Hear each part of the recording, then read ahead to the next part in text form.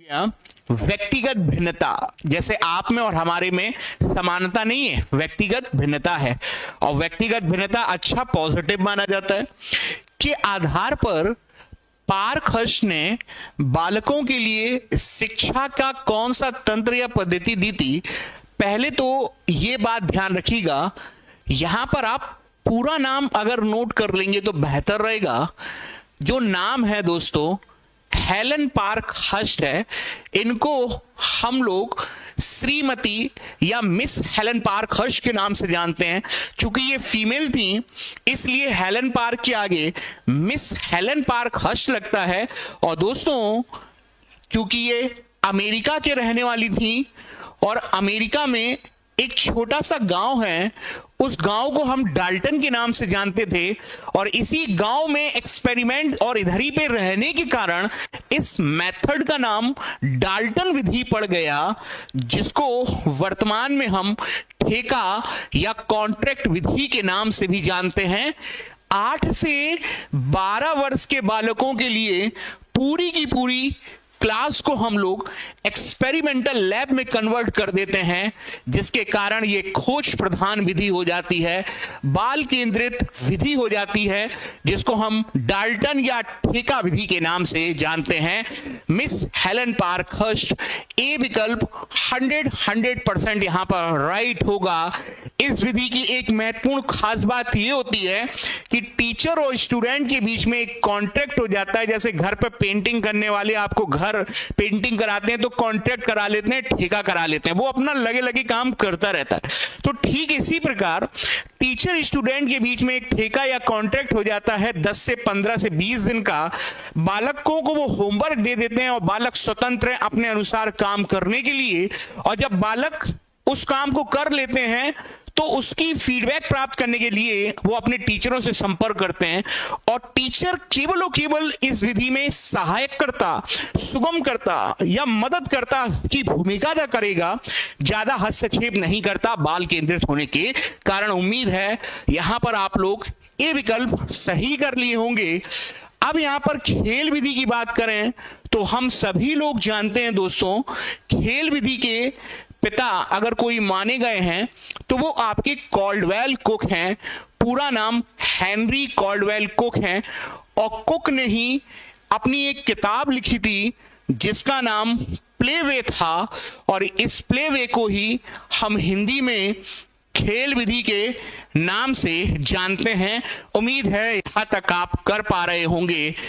अगर आपसे प्रोजेक्ट विधि की बात कर रहा है तो हम लोग जानते हैं कि प्रोजेक्ट विधि किलपैट्रिक ने दी थी, जो जॉन डीवी के विचारों पर आधारित थी। और जॉन डीवी के विचार जो थे वो प्रयोजन या उद्देश्य से केंद्रित थे। यहां तक आपको पता चल गया होगा।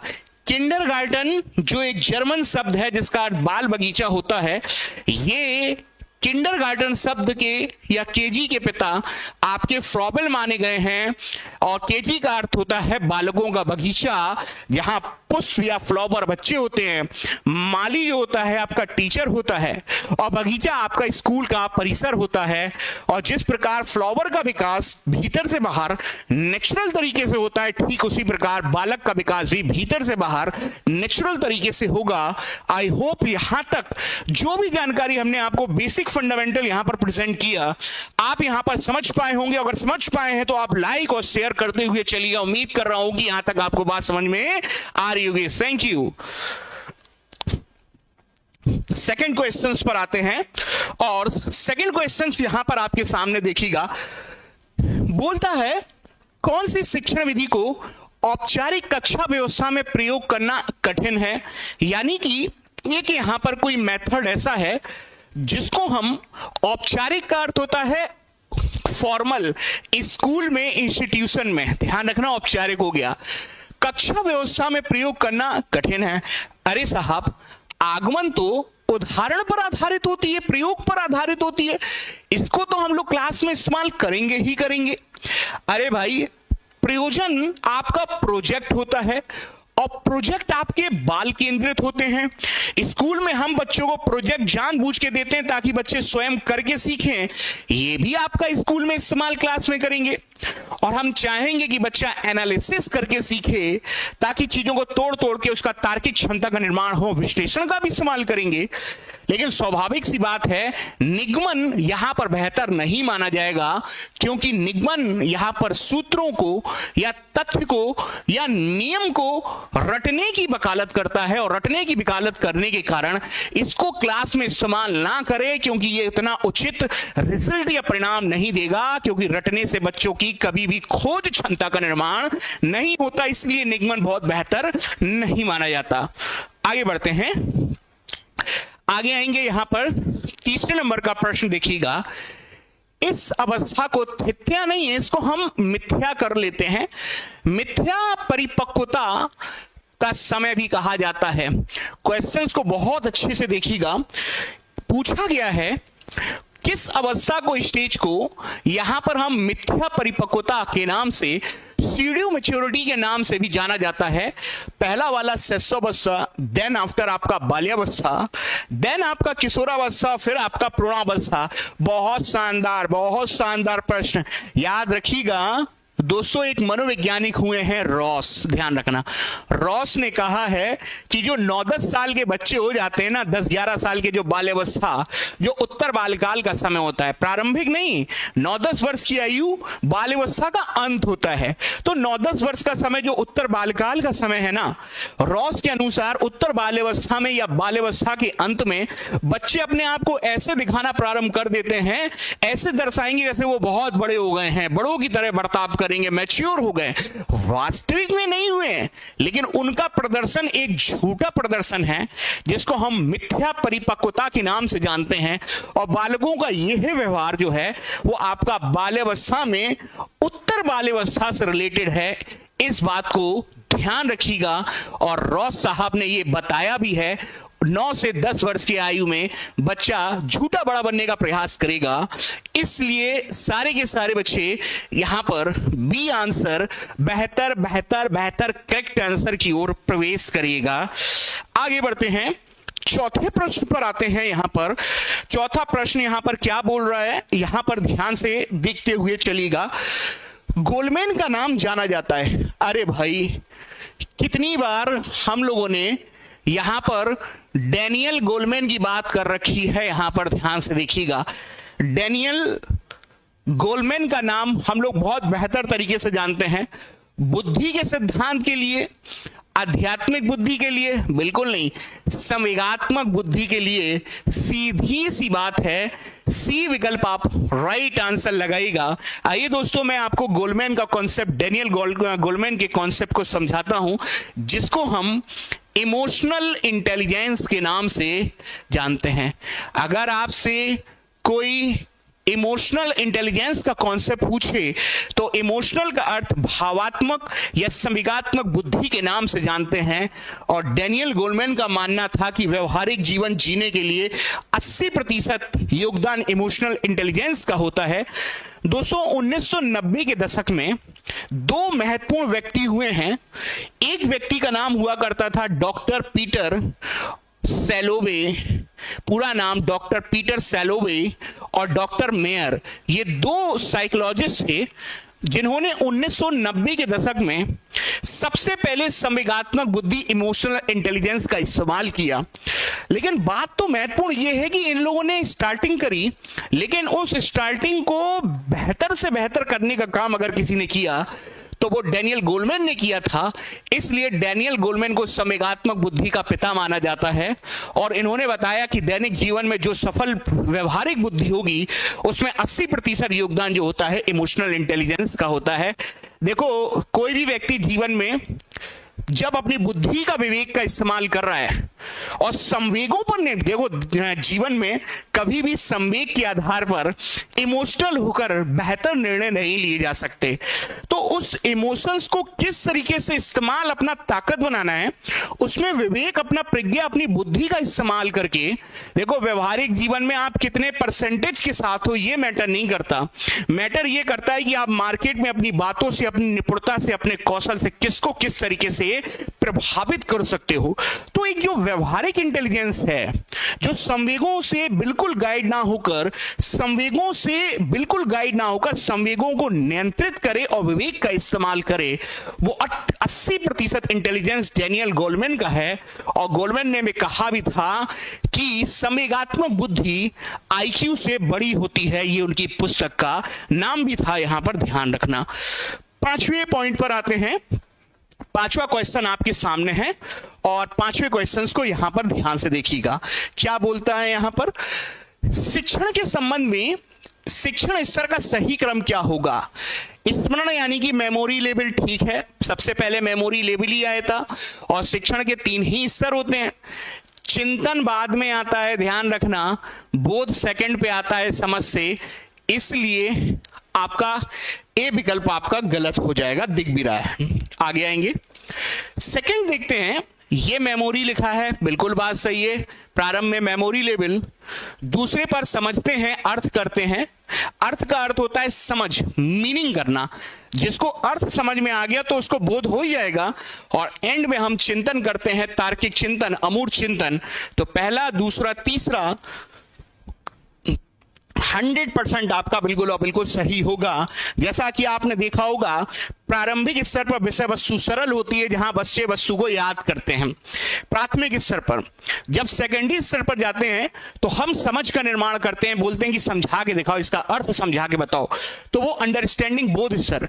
और तीसरे स्तर पर जब बच्चा किशोर हो जाएगा ना, तो वो अमूर्त चिंतन करेगा, जो चीज नहीं भी है उसके बारे में भी परिकल्पना या अमूर्त चिंतन या बारीक चिंतन या आलोचनात्मक चिंतन या आउट ऑफ द बॉक्स जाकर सोचेगा समस्या का समाधान किस प्रकार का।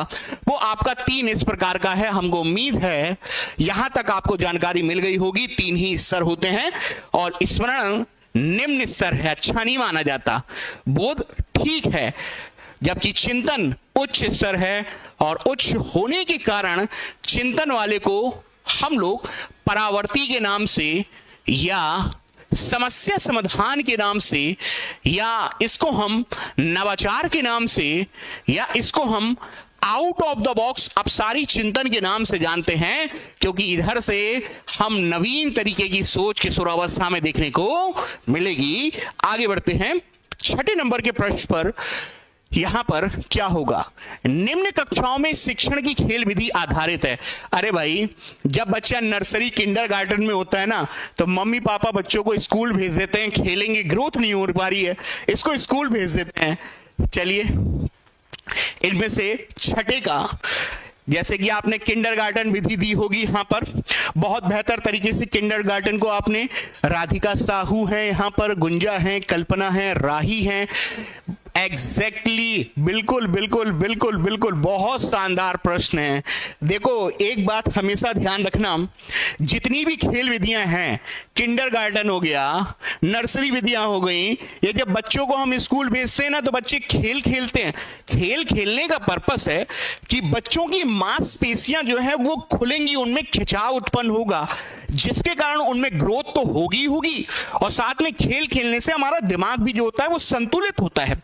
और खेल विधियां कभी भी किताब सेंटर नहीं होती, तार्किक नहीं होती। खेल विधियां का सिद्धांत ये कहता है कि बच्चों को स्कूल भेजकर बच्चों को खेल की ओर आकर्षित करना, क्योंकि खेल से बच्चों की फिजिकल ग्रोथ होती है आपकी। इसलिए ये वृद्धि विकास के एक साइकोलॉजिकल प्रिंसिपल पर बेस्ड हैं, जैसे कि सी आपका 100% होगा।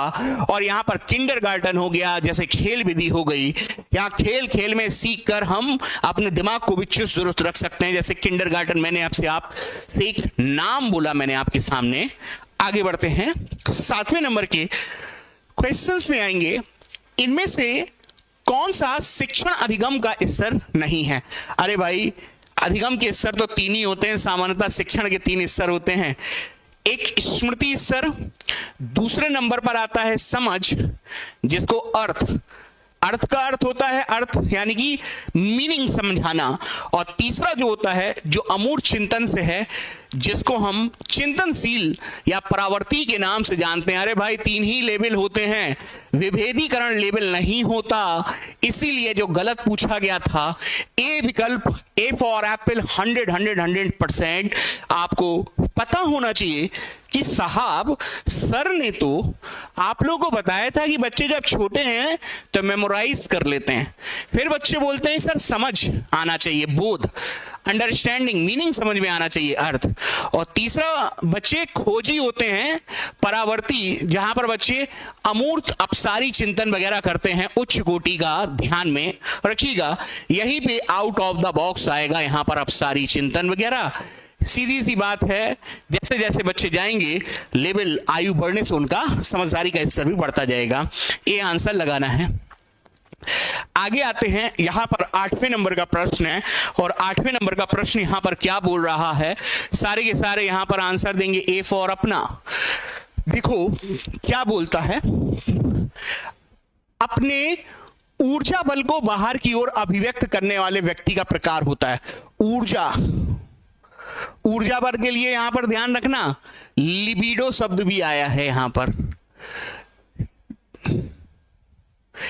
ऊर्जा बल को बाहर की ओर व्यक्त करना, आप चूंकि बाहर की ओर व्यक्त करना है तो सीधी सी बात है, यहां किसी कला और ज्ञान की तो बात धार्मिक तो हो ही नहीं रही है, यानी कि वो अपने व्यवहार को इंट्रोवर्ट, आंतरिक ना कर बाहरी कर रहा है, यानी कि सी विकल्प आपका स्वाभाविक, आपका हमको यहां पर सीधा सीधा पता चल रहा है कि सर बाहर की ओर आना या खुलना या एक्सप्रेस करना अंतर्मुखी प्रतीक नहीं है, बहिर्मुखी स्वभाव का प्रतीक है।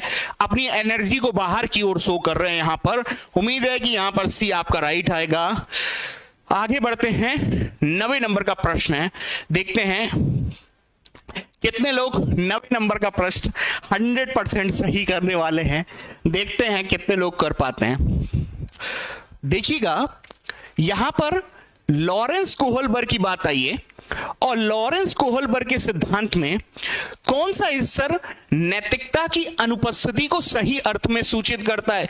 अरे भाई, लॉरेंस कोहलबर्ग ने सोच के बताओ, जब 3 लेवल दिए थे, लेवल 1 पूर्व परंपरागत, लेवल 2 परंपरागत और लेवल 3 उत्तर परंपरागत, और हर लेवल में 2-2 अवस्थाएं बताई, S1, S2, S3, S4, S5, S6। जैसे S1 दंड आज्ञा पालन है, S2 आदान प्रदान और अहंकारी से है, तीसरा गुड बॉय गुड गर्ल से है, चौथा लॉ एंड ऑर्डर से है, 5वां नियमों में परिवर्तन है, 6वां सार्वभौमिक नैतिकता से है।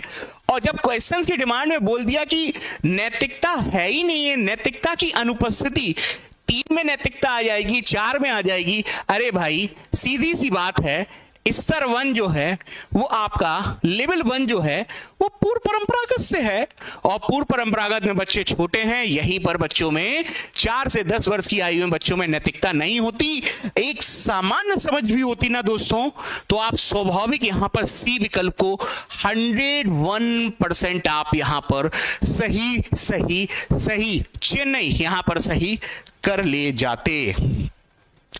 आगे बढ़ते हैं, अगले प्रश्न पर आइएगा, और मैं सबसे कहना चाहूंगा, नीलम चौधरी ये मुझे नहीं आता समझ, कोई बात नहीं, आप मुझसे बोलिएगा, मैं आपको समझा दूंगा। यहां पर किरण यादव हैं, किरण है, यहाँ पर काफी बच्चे, पूजा मिश्रा हैं, नीलम हैं। दोस्तों मैं साइड में आया हूं, मैं आप लोगों के कमेंट देख रहा हूं सिस्टम में, और मैं सारे कल्पना से कहना चाहूंगा, विनोद से कहना चाहूंगा, नीलम से कहना चाहूंगा, किरण से कहना चाहूंगा, कुसुम, मधु, निष्ठा, विनोद, मैक्सवेल, रिया भारद्वाज, किरण यादव, फ्यूचर टीचर, कल्पना है, मैं सारे बच्चों से, गुंजा से कहना चाहूंगा, दोस्तों आप हमारी शक्ति हैं, एक बात मान के चलिए, आप हमारी शक्ति हैं, और शक्ति जब कमजोर हो जाए ना तो फिर मजा नहीं आता है ना। तो अगर आप मेरी शक्ति हैं, आपसे मुझे प्रेरणा मिलती है, क्यों, देखिए आप लोग आएंगे ना तो बहुत कुछ करने का मन करता है। तो मेरा केवल एक निवेदन है आप लोगों से, उस निवेदन को स्वीकार जरूर करिएगा। अगर आप इज्जत करते हैं, अगर मानते हैं, तो इस सेशन को आप यकीनन अपने फ्रेंड सर्किल पे एक बार आज जरूर शेयर करिए, और शेयर नहीं करिए व्हाट्सएप पे भी आप लगाइए। सर मैंने लाइक कर दिया, अपने पेज पे भी लगा लीजिए। चलिए आगे आएंगे, यहां पर क्या बोल रहा है देखो, उसने क्वेश्चंस पूछा है, कौन सा रचनात्मक आकलन काम नहीं है। खुले अंत वाले प्रश्न, देखो भाई खुले अंत वाले प्रश्न अच्छे होते हैं, क्यों, क्योंकि ये सीमित नहीं होते, विस्तार से बताए जा सकते हैं, और अगर विस्तार से बताए जा सकते हैं तो रचनात्मक आकलन तो हमेशा पॉजिटिव होता है। ये पॉजिटिव प्रोजेक्ट बनाते हैं हम लोग, बिल्कुल बात सही है, अवलोकन करते हैं, बिल्कुल बात सही है, लेकिन फॉर्मेटिव में या रचनात्मक, जिसको हम लोग निर्माणात्मक आकलन के नाम से जानते हैं, जहां बालक अपने ज्ञान का निर्माण करेगा, आवश्यकताओं को, लेकिन कभी भी हम उनकी योग्यता को क्रम से निर्धारित नहीं करते, क्योंकि ये तुलना का प्रतीक है, कक्षा में भेद का प्रतीक है, कक्षा को विभेदित कर रहा है, ये योगात्मक का सूचक है। आपका ध्यान रखना, क्योंकि योगात्मक में अंक देकर हम लोग पता करेंगे कौन ज्यादा कौन कम, ये नहीं है विशेषता।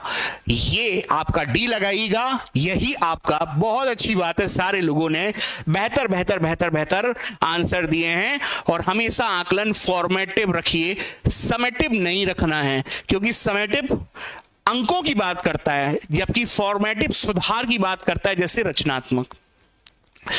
आइए, बहुत शानदार प्रश्न है। निम्न में से व्यक्तित्व मापन की प्रक्षेपण विधि नहीं है। देखते हैं कितने लोग इस प्रश्न का आंसर देंगे। यहां पर मैं आपको सब कुछ बता दूंगा, लेकिन तब भी ध्यान रखना। 11वें नंबर का क्वेश्चन क्या आ रहा है आंसर?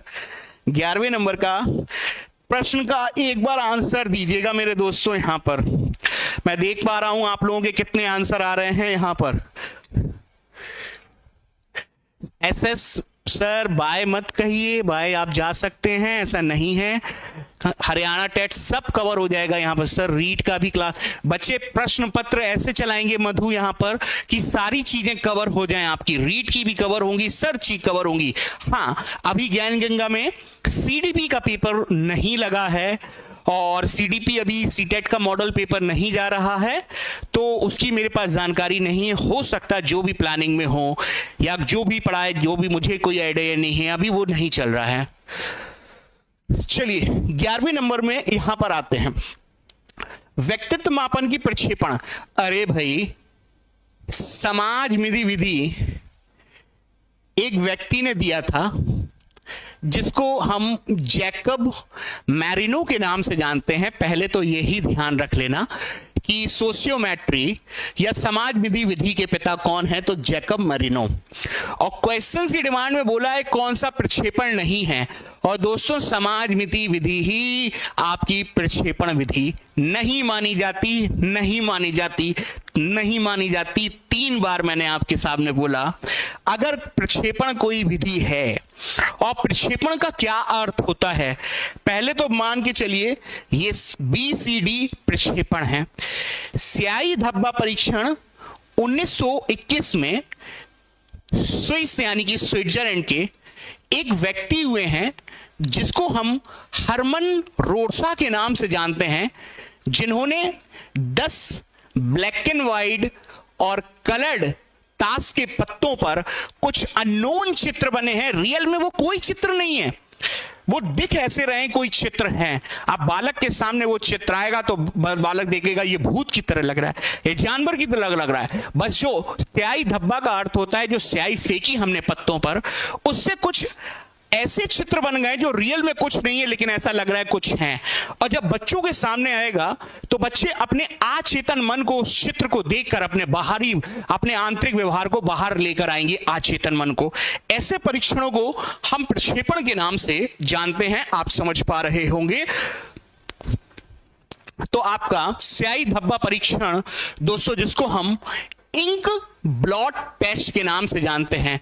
इंक ब्लॉट का अर्थ होता है स्याही का धब्बा। TAT दोस्तों ध्यान रखना, TAT का अर्थ होता है प्रासंगिक अंतर्बोध परीक्षण, और प्रासंगिक अंतर्बोध परीक्षण का अर्थ है थैमेटिक एप्रिसेप्शन टेस्ट। एप्रिसेप्शन टेस्ट, प्रासंगिक अंतर्बोध परीक्षण, जो मॉर्गन एवं मुरे ने दिया था। मरे मुरे हम लोग बोल देते हैं। 31 कार्ड का इस्तेमाल, जिसमें एक ब्लैक एंड व्हाइट था, 30 रंगीन कार्ड थे। तो TAT आपका, ये भी आपका प्रक्षेपण है।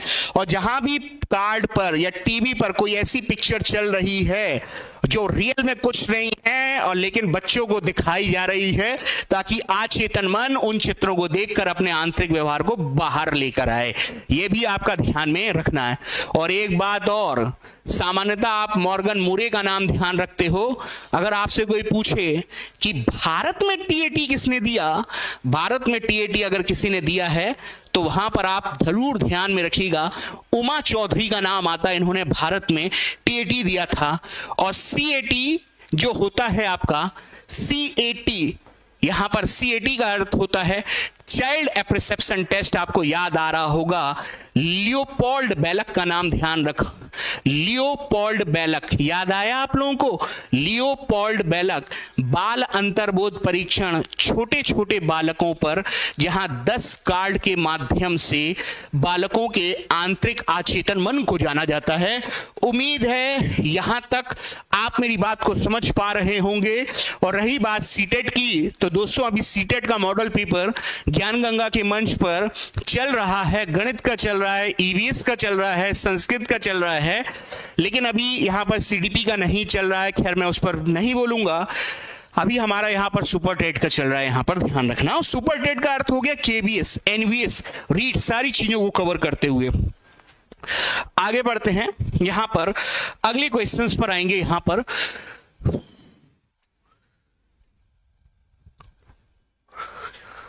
चलिए यहां पर अगले प्रश्न पर आएंगे। उमा चौधरी हैं यहां पर, सारे के सारे यहां पर बच्चे आंसर दे रहे हैं।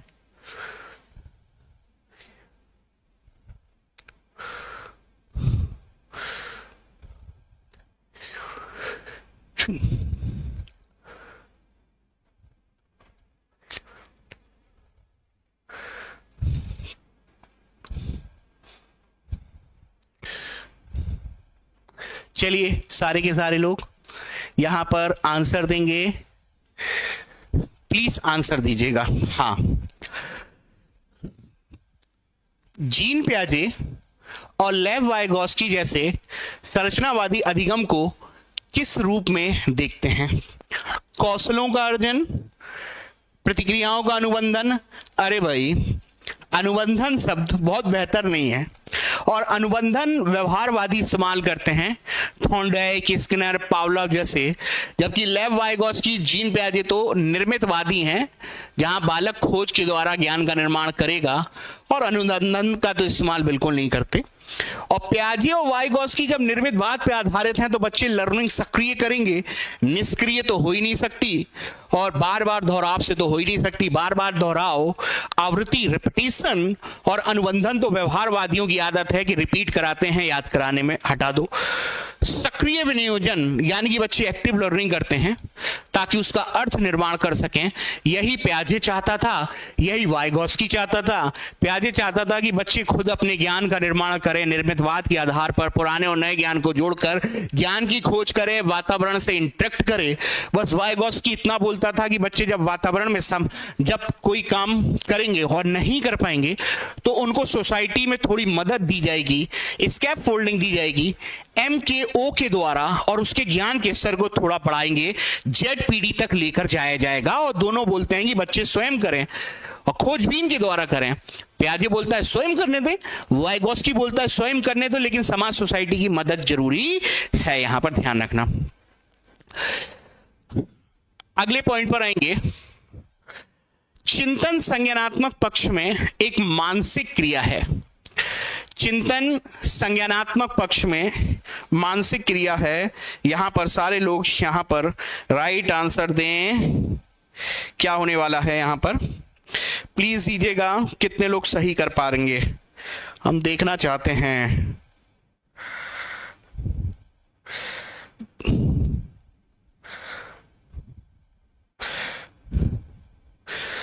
चलिए आंसर दीजिए। ये सॉस नहीं है बच्चे, ये रॉस लिखा हुआ है, और यही इसका आंसर है। यानी कि चिंतन संज्ञानात्मक पक्ष में एक मानसिक क्रिया है। यह कथन किसने दिया? जॉन डीवी ने? नहीं, जॉन डीवी तो इस बात पे ज्यादा फोकस करते थे कि एजुकेशन कैसा है, त्रिध्रुवीय, ठीक है। और जॉन डीवी ने प्रगतिशील शिक्षण की बात करी है, प्रोग्रेसिव एजुकेशन। लेकिन चिंतन संज्ञानात्मक पक्ष में एक मानसिक क्रिया है। ये गिलफोर्ड ने भी नहीं कहा, क्रूज ने भी नहीं कहा, ये बात एक डेफिनेशंस के रूप में आपको रॉस का नाम ध्यान में रखना पड़ेगा, यहां पर ध्यान रखना। अब गिलफोर्ड कौन है आगे आएगा, क्योंकि गिलफोर्ड नाम इतना इंपॉर्टेंट हो जाता है दोस्तों, क्योंकि बुद्धि पर इन्होंने अपना एक सिद्धांत दिया था, और वो सिद्धांत त्रिविमीय सिद्धांत के नाम से या 3D सिद्धांत के नाम से जाना जाता है। आगे चर्चा करेंगे हम लोग, अभी इतना ध्यान रखना। आइए यहां पर 15 नंबर का प्रश्न है, और 15 नंबर के प्रश्न पर हम लोग देखते हैं यहां पर क्या है मामला। चलिए सारे के सारे लोग यहां पर ध्यान से देखिए। सृजनशीलता मौलिक परिणामों को अभिव्यक्त करने की मानसिक क्रिया है। बार बार दोस्तों मैं इस प्रश्न को लेकर आता हूं, बहुत बार छत पर बैठे दो कौए टकटकी लगाए देख रहे हैं ताकि कुछ नया मिल सके, नया सुन सकें। देखो नया यानी कि रचनात्मक, और टकटकी लगाई ध्यान से देख रहे हैं यानी कि ध्यान लगाना आपका मानसिक क्रिया। ध्यान लगाओगे अच्छे से तो कुछ नया कर पाओगे। ये आपका क्रो एंड क्रो का है। कई बार इस तरीके के क्वेश्चंस एग्जाम में पूछ लिए जाते हैं। ए फॉर एप्पल क्रिएटिविटी के बारे में एलिस क्रो जो दोनों खानदानी कौए हैं, उन्होंने बोला था सृजनात्मकता मौलिक परिणामों को अभिव्यक्त करने की एक मानसिक प्रक्रिया है। यानी कि कुछ भी मौलिक नवीन काम करोगे उसके लिए आपको फोकस, मानसिक दिमाग लगाना पड़ेगा। छत पर बैठे दो कौए टकटकी लगाए देख रहे थे, मानसिक चिंतन करके कुछ नया कैसे करना है। जेम्स ड्रेवर्ड के बारे में जरूर ध्यान रखना। इन्होंने बोला था नवीन रचना उत्पादन क्रिएटिविटी है, यहां पर ध्यान रखना। ठीक है, इतनी बात हो गई। रॉस के बारे में अभी हमने थोड़ी देर पहले ही मिथ्या परिपक्वता शब्द का इस्तेमाल किया था और कहा था कि बाल्यावस्था में बच्चे ऐसे दिखाएंगे जैसे कि बहुत बड़े हो गए हों, जैसे मैच्योर हो गए हों उत्तर बाल्यावस्था में, है ना। ये चीज आपको समझ में आई थी। स्किनर के बारे में हम लोग जानते ही हैं, RS सिद्धांत है, और इन्होंने जो लैब बनाई वो लैब एक यंत्र की तरह थी।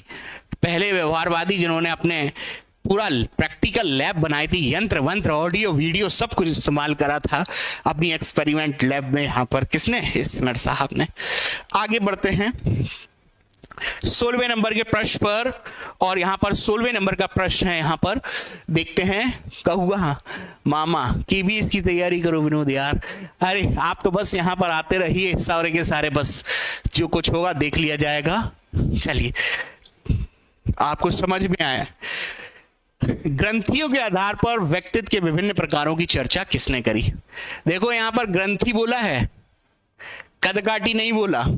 अभी कुछ समय पहले मैं ये प्रश्न लेकर आया था जब मैंने यूपी टेट का कराया भी था। यहां पर उसने कद काटी, मोटा, नाटा, छोटा, लंबा, मसल्स वाला, दुबला पतला नहीं बोला कद काटी। एंडोमॉर्फी, मेसोमॉर्फी, एक्टोमॉर्फी, ये जो कद काटी बनावट, मोटाकार, सुंडाकार, गोलाकार, सुडोलकार, ये नहीं बोला उसने। उसने बोला हमारे शरीर में ग्रंथि है, जैसे एड्रिनल ग्रंथि होती है, मस्तिष्क में पिट्यूटरी पीयूष ग्रंथि होती है, ग्लैंड से हार्मोन निकलते हैं। उस ग्लैंड हार्मोन की वजह से जो हमारा व्यक्तित्व है, और ग्लैंड में हार्मोन्स होते हैं और हार्मोन से लिक्विड निकलता है।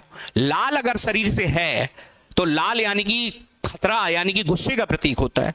व्हाइट शांति का होता है। येलो इमोशनल हो सकता है। तो ऐसे शरीर से द्रव हैं जो हमारी ग्रंथियों से हैं। ये आपका कैनन ने दिया था 100%। आप सी आंसर लगाइए।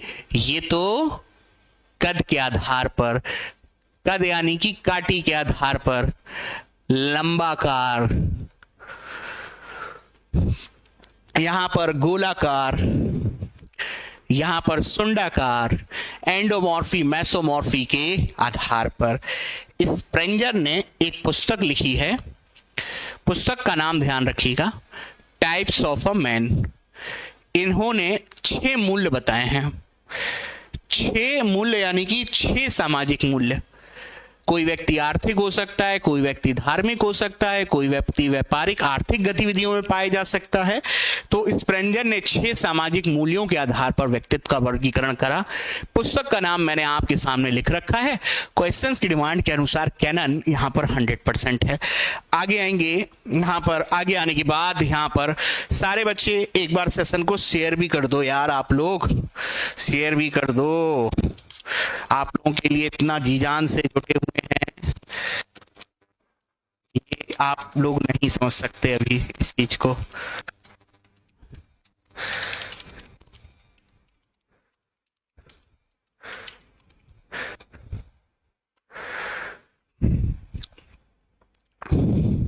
सब आएगा, वक्त जो है ना सबकी परीक्षा ले रहा है। मैं आपको सच बताऊं तो, है ना, हार नहीं मानना है। आपको क्या लगता है कि आप लोगों के लिए हम लोग को बुरा नहीं लगता? बहुत बुरा लगता है। चलिए आंसर दीजिए।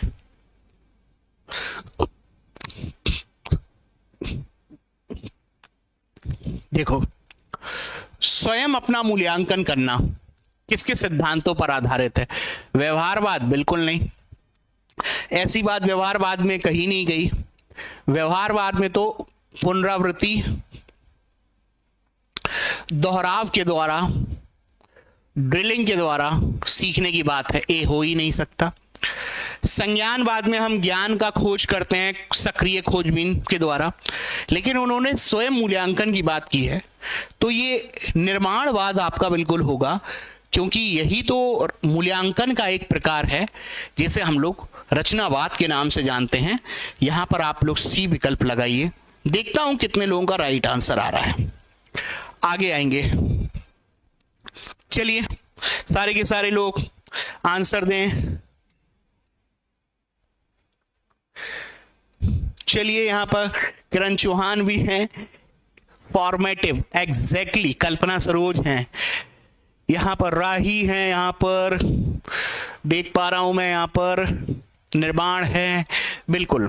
चलिए अब देखते हैं 18वें नंबर का प्रश्न कितने लोग कर पाएंगे।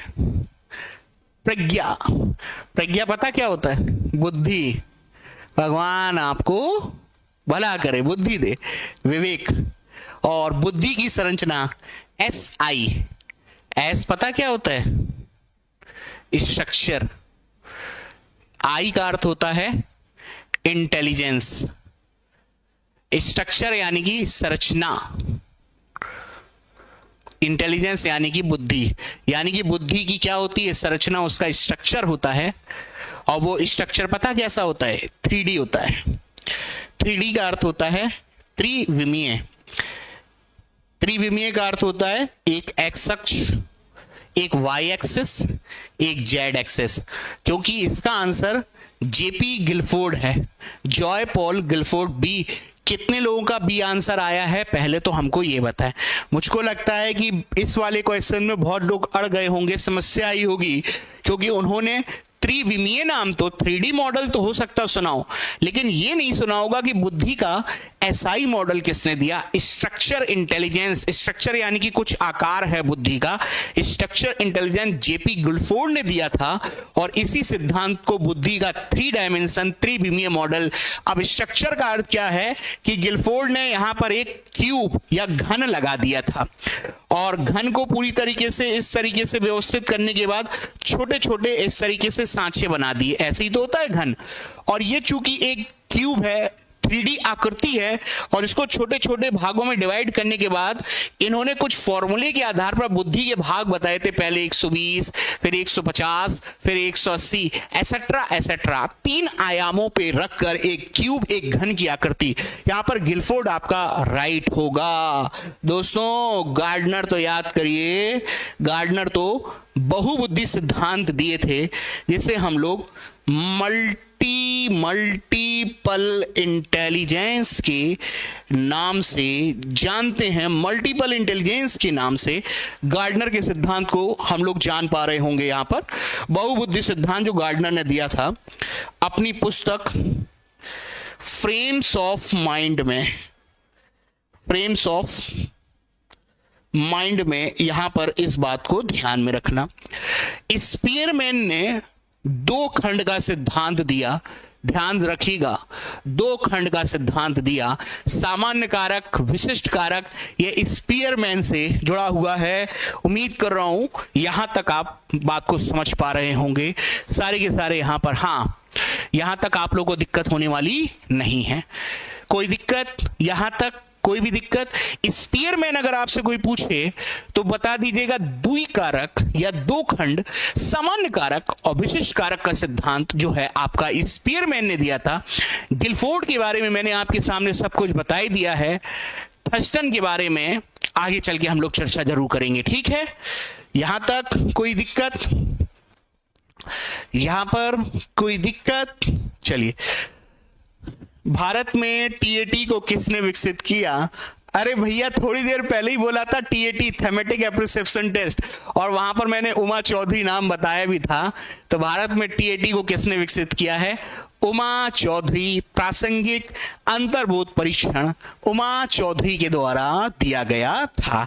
आइए आज के लास्ट प्रश्न पर, यहां पर 20 नंबर का प्रश्न है, और 20 नंबर का प्रश्न है, बहुत शानदार है, बेहतर है, और आप लोग अच्छे तरीके से कर पाएंगे। यहां पर ध्यान से देखते हुए चलिएगा, क्या है यहां पर मामला।